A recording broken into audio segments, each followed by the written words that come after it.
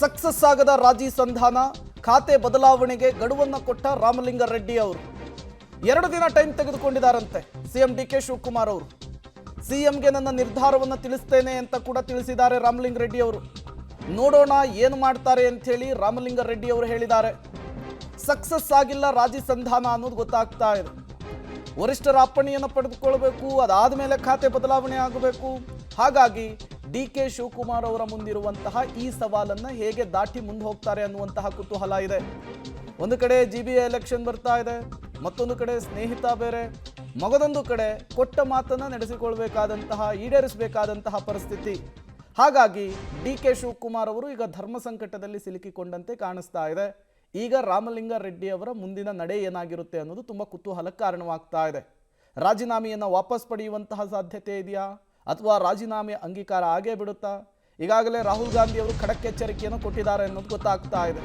ನಾವೆಲ್ಲರೂ ಕೂಡ ಕೂತು ಮಾತನಾಡ್ತಾ ಇದ್ದೇವೆ, ಪರಿಹಾರ ಸಿಕ್ಕೇ ಸಿಗುತ್ತೆ. ಇದು ಫ್ಯಾಮಿಲಿ ಮ್ಯಾಟರು, ಪಕ್ಷದ ಸಮಸ್ಯೆ, ಎಲ್ಲವನ್ನೂ ಕೂಡ ಬಗೆಹರಿಸ್ಕೊಳ್ತೇವೆ. ಅವರ ನೋವನ್ನು ಹೇಳಿಕೊಂಡಿದ್ದಾರೆ. ಮಿಸ್ಕಮ್ಯುನಿಕೇಶನ್ ಆಗೋದು ಬೇಡ.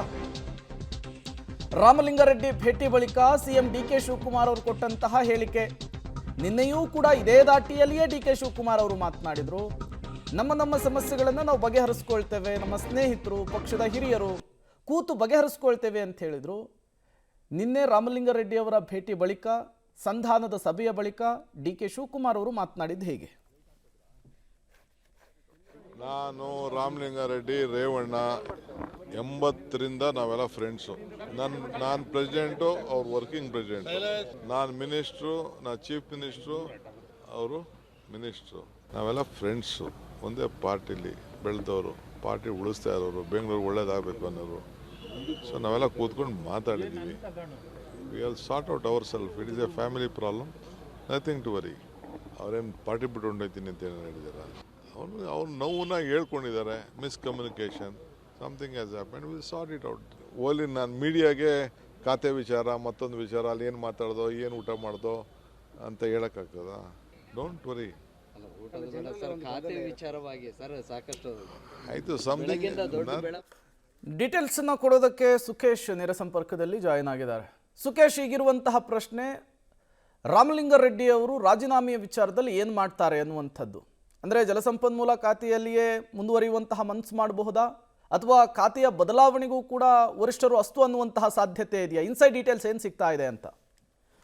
ಖಾತೆಯ ಬದಲಾವಣೆಗೆ ಏನಾದರೂ ಹೈಕಮಾಂಡ್ ಒಪ್ಪಿದೆ ಹೋದಾದರೂ ಕೂಡ ಯಾವ ಖಾತೆ ಕೊಡ್ತಾರೆ ಅನ್ನೋದು ಕೂಡ ಪ್ರಶ್ನೆ ಆಗುತ್ತೆ. ಅದು ಅವ್ರು ಕೇಳ್ತಾ ಇರುವಂಥದ್ದು ಬೆಂಗಳೂರು ಅಭಿವೃದ್ಧಿ ಖಾತೆಯೇ ಬೇಕು ಅನ್ನೋಂಥದ್ದು. ಅದನ್ನೇ ಕೊಡೋದಾಗಿದ್ದರೆ ಇಷ್ಟೆಲ್ಲ ಗೊಂದಲವೇ ಆಗ್ತಿರಲಿಲ್ಲ. ಮೊದಲೇ ರಾಮಲಿಂಗಾರೆಡ್ಡಿ ಅವರಿಗೆ ಕೊಟ್ಬಿಡ್ಬೋದಿತ್ತು, ಅಲ್ಲಿಗೆ ಸಮಸ್ಯೆ ಪರಿಹಾರ ಆಗ್ತಿತ್ತು. ಯಾಕಂದರೆ ಮಾತು ಕೊಟ್ಟಿದ್ದೀವಿ ಅನ್ನುವಂಥದ್ದು ಮುಖ್ಯಮಂತ್ರಿಗಳು ಕೂಡ ನೆನಪಿರುತ್ತೆ. ಅವರು ಅದನ್ನು ಕೂಡ ಹೇಳಿದ್ದಾರೆ ಕೂಡ, ನಾನು ಮಾತು ಕೊಟ್ಟಿದ್ದು ಹೌದು ಅವರಿಗೆ ಅನ್ನುವಂಥದ್ದು. ಸಹಜವಾಗಿ ಮುಖ್ಯಮಂತ್ರಿಗಳು ಅಲ್ಲೇ ಅದನ್ನು ಹೈಕಮಾಂಡ್ ಹತ್ರ ಮಾತಾಡಿ ಸೆಟ್ಲ್ ಮಾಡಬೋಯಿತು. ಆದರೆ ರಾಮಲಿಂಗಾರೆಡ್ಡಿ ಅವರಿಗೆ ಬೆಂಗಳೂರು ಅಭಿವೃದ್ಧಿ ಖಾತೆ ಕೊಡೋಕ್ಕೆ ಹೈಕಮಾಂಡ್ ಸಿದ್ಧ ಇಲ್ಲ ಅನ್ನೋದಾದರೆ ಪರ್ಯಾಯ ಮಾರ್ಗ ಏನು? ಒಂದು, ಅವರ ರಾಜೀನಾಮೆಯನ್ನು ಸ್ವೀಕರಿಸಬೇಕು. ಇಲ್ಲ ಅಂತಂದರೆ ಅವ್ರನ್ನ ಕನ್ವಿನ್ಸ್ ಮಾಡಿ ಈಗಿರುವ ಖಾತೆಯ ಜೊತೆಗೆ ಇನ್ನೊಂದು ಖಾತೆಯನ್ನು ಅಡಿಷನಲ್ ಆಗಿ ಸೇರಿಸ್ಕೊಡುವಂಥದ್ದು, ಅಥವಾ ಈಗಿರುವ ಖಾತೆಗಿಂತ ಪ್ರಬಲವಾದ ಇನ್ನೊಂದು ಖಾತೆಯನ್ನು ಕೊಟ್ಟು ಅದನ್ನು ಅವರನ್ನು ಸಮಾಧಾನ ಪಡಿಸುವಂಥದ್ದು. ಅವೆರಡೂ ಪ್ರಯೋಗಗಳಿಗೆ ಅವರು ಕೂಡ ಒಪ್ಪಬೇಕಾಗುತ್ತೆ. ಅವರು ಒಪ್ಪದೇ ಇದ್ದರೆ ಈ ಸಂಧಾನ ಸಕ್ಸಸ್ ಆಗಲ್ಲ. ಹಾಗೇನಾದರೂ ಹೈಕಮಾಂಡ್ ಹೇಳಿದಂತೆ ಡಿಕೆ ಶಿವಕುಮಾರ್ ಅವರು ಕೇಳಬೇಕು ಮುಖ್ಯಮಂತ್ರಿಗಳು ಅನ್ನೋದಾದರೆ ಸಹಜವಾಗಿ ಅವರು ರಾಜೀನಾಮೆಯನ್ನು ಅಕ್ಸೆಪ್ಟ್ ಮಾಡಬೇಕಾಗುತ್ತೆ. ಹಾಗಾಗಿ ಈ ಗೊಂದಲಕ್ಕೆ ಬಹುಶಃ 2 ದಿನದ ಡೆಡ್ಲೈನನ್ನು ಕೊಟ್ಟಂಗಿದೆ, ಅಥವಾ 2 ದಿನದಲ್ಲಿ ನಾನು ಕೂಡ ಪರಿಹಾರವನ್ನು ಕಂಡುಕೊಳ್ತೀನಿ ಅಂತ ಹೇಳಿ ಬಂದಂಗಿದೆ ಮುಖ್ಯಮಂತ್ರಿಗಳು.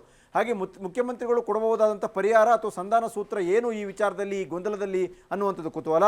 ಇರೋದೇ 3 ಆಪ್ಷನ್ನಲ್ಲಿ. ಒಂದು, ರಾಜೀನಾಮೆಯನ್ನು ಅಂಗೀಕರಿಸಬೇಕು, ಇಲ್ಲ ಅವರಿಗೆ ಈ ಖಾತೆಗೆ ಕನ್ವಿನ್ಸ್ ಮಾಡಿ ಜೊತೆಗೆ ಅಡಿಷನಲ್ ಆಗಿ ಒಂದು ಖಾತೆ ಕೊಡಬೇಕು, ಇಲ್ಲ ಅಂದರೆ ಅವರಿಗೆ ಪರ್ಯಾಯವಾಗಿ ಬೇರೆ ಖಾತೆಯನ್ನು ಕೊಡಲಿಕ್ಕೆ ಹೈಕಮಾಂಡನ್ನು ಒಪ್ಪಿಸಿ ಪರ್ಯಾಯ ಖಾತೆಯನ್ನು ಕೊಡಬೇಕು. ಅದೆಲ್ಲವನ್ನ ಮೀರಿ ಮಿರಾಕಲ್ ಅನ್ನುವ ರೀತಿಯಲ್ಲಿ ಈ ಎಲ್ಲ ಗೊಂದಲಗಳಿಗೆ ಕಾರಣವಾದಂಥ ಬೆಂಗಳೂರು ಅಭಿವೃದ್ಧಿ ಖಾತೆಯನ್ನೇ ತೆಗೆದು ಕೊಡ್ತೀವಿ ಅವರಿಗೆ ಅನ್ನೋದಾದರೆ ಅದು ಒಂದು ರೀತಿ ಹೈಕಮಾಂಡ್ ರಾಮಲಿಂಗಾರೆಡ್ಡಿ ಅವರ ಎದುರುಗಡೆ ಸರೆಂಡರ್ ಆದಂಗೆ ಆಗುತ್ತೆ, ಮತ್ತು ಬಹುತೇಕ ಇವರ ಒತ್ತಡಕ್ಕೆ ಮಣಿದಂತಾಗುತ್ತೆ. ಅದು ಸಾಧ್ಯ ಆಗುತ್ತಾ ಅನ್ನುವಂಥದ್ದು ಕೂಡ ಈಗಿರುವಂಥ ಕುತೂಹಲ ಕೂಡ. Prem, okay, thank you Sukhesh ತಮ್ಮೆಲ್ಲ ಮಾಹಿತಿಗಾಗಿ. ಒಟ್ಟಾರೆಯಾಗಿ ರಾಮಲಿಂಗಾರೆಡ್ಡಿ ಅವರ ಕಣ್ಣು ಚಿನ್ನದ ಮೊಟ್ಟೆ ಇಡುವಂತಹ ಕೋಳಿ ಬೆಂಗಳೂರು ಅಭಿವೃದ್ಧಿಯ ಖಾತೆ ಮೇಲಿದೆ. ಬಟ್ ಈಗ ಏನು ಮಾಡ್ತಾರೆ ಡಿಕೆ ಶಿವಕುಮಾರ್ ಅವರು ಅನ್ನೋದು ಈಗಿರುವಂತಹ ಕುತೂಹಲ.